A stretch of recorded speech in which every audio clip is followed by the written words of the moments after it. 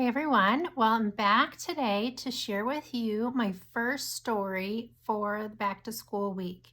I'm going to share with you the story that I have read the first day of school for many, many years. I will say last year during distance learning, I read it out loud, but didn't really do any activities with it because we were remote. So excited to bring this back to in-person learning. So a lot of people do this story. It's not going to be a surprise to you, but I'm going to just share kind of how I do it in my classroom. There's so many creative ideas out there, but I just thought I'd share kind of what I do. So prior to school starting, we have an open house in our district.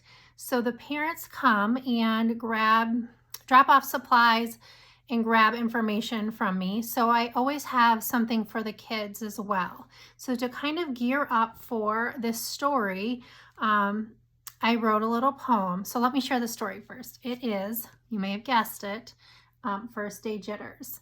And I should tell you, if you've never read this story, First Day Jitters, it's about Sarah. Here she is, and it's her first day of school, and she's super nervous and has the jitters. Well, as you read this story to the children, you slowly find out that Sarah is actually the teacher at the end. And that's what I love about this story. It has that little twist at the end. And it teaches children that teachers are nervous too, and that we all have jitters, and you don't have to be a kid to have the jitters or be nervous. So back to open house. So when the children come to open house, I have this little glitter poem out on their desk, and it tells them kind of what to do to kind of get rid of their jitters. So what I do is I take lamination, and I sprinkle some glitter inside the lamination in this little piece of paper, and then I seal it, and I give them this along with the little note, and it tells them to put this under the pillow. It's yours to keep, and the first day jitters will disappear as you sleep. So they buy into it, and they love the idea.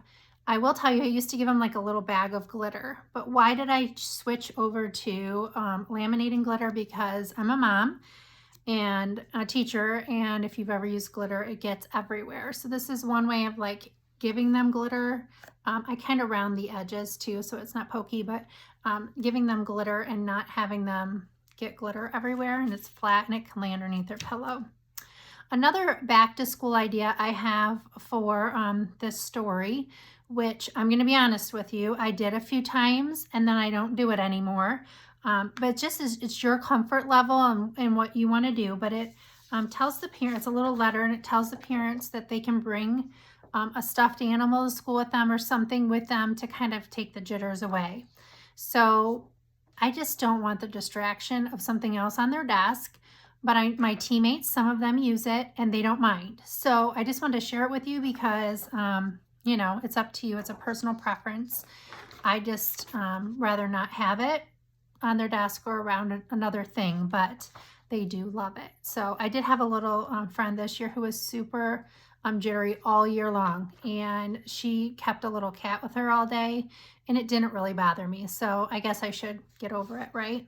So if they do bring this little activity with them, then they can write about what they brought and draw a little picture. So the reason I chose this story again is because there's a twist in it, and it's not a kid, it's a teacher, and the teacher has nerves too. So in another series, we're going to talk about the first day of school. So I don't want to go too much into it other than after my kids do unpack, this is like the first thing that we do. We come up together, and I don't sit there and drill routines or rules and all that. I want them to lose their jitters and feel comfortable around me. So we come up and gather at the rug, and we talk about how they were feeling that morning and their feelings. And behind me, there's a little pocket chart, and we talk about what are jitters, and I use sticky notes all the time for my charts. And then we talk about, you know, worries, things that are scary. They'll just give me ideas and I write them down. The shakes, or when you're scared or being nervous. And then we talk about what gives you the jitters. So then we talk about things that give them the jitters. And for me, it's like a snake. If I saw a snake, I run, which I shouldn't. But they come up with the greatest things things that you wouldn't even think of, thunderstorms, heights, all kinds of things that make them nervous and jittery.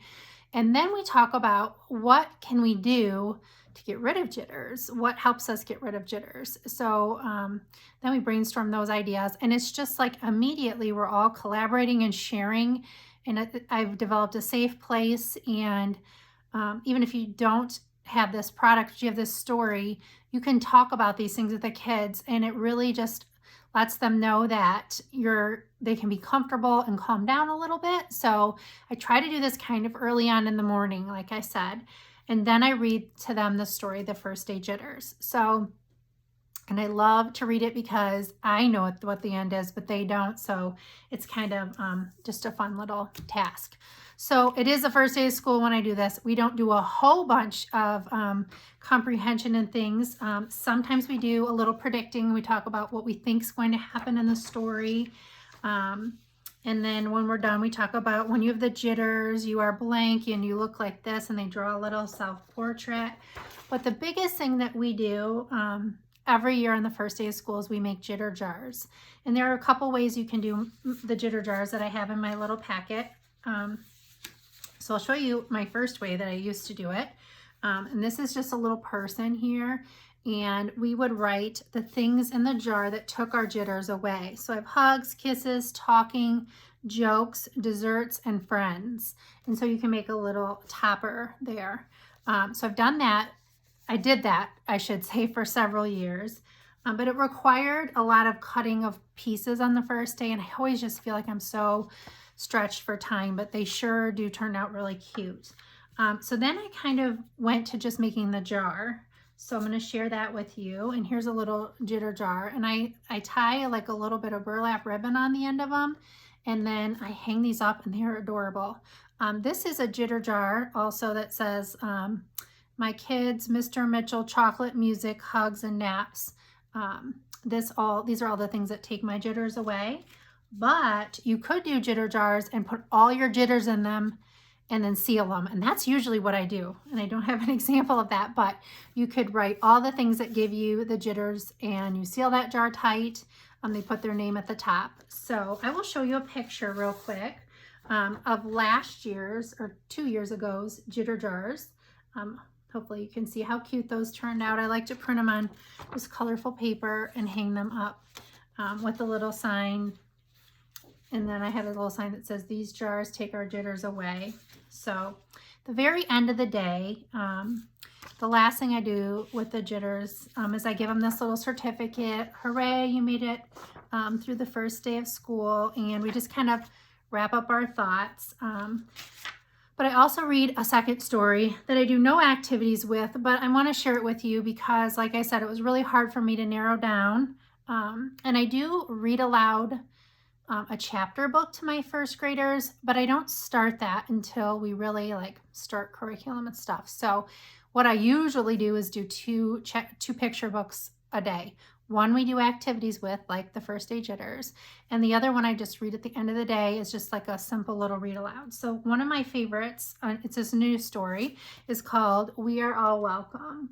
And this story is adorable, and it just talks about helps you create a nice community in your classroom and lets everybody know that they're all welcome here. And we're going to start building a family and a team and all of that. So this is just an awesome read aloud. I'm sure there's great activities to do with it too. But I just like to share this with the kids and tell them that, our classroom is their home now, and they're welcome, and we're going to all make each other feel welcome and just start building those great relationships. So this is the first story that I read on the first week of school, second story actually, but the first two stories that I love to share with my first graders. I hope some of these tips were helpful for you. Don't forget to check out the people that I tag below and see what stories they recommend.